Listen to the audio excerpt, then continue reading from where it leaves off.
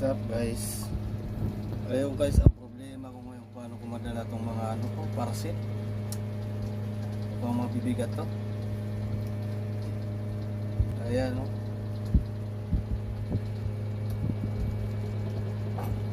Problema ko tong mga parcel ko guys kung paano ko mabitbit to. Ang bigat.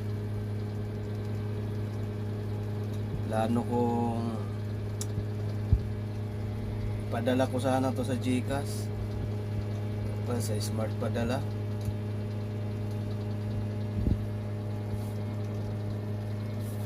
Bigat. Oh. Wala. Layo pa naman ang lakad ko. Mahigit kalahating oras.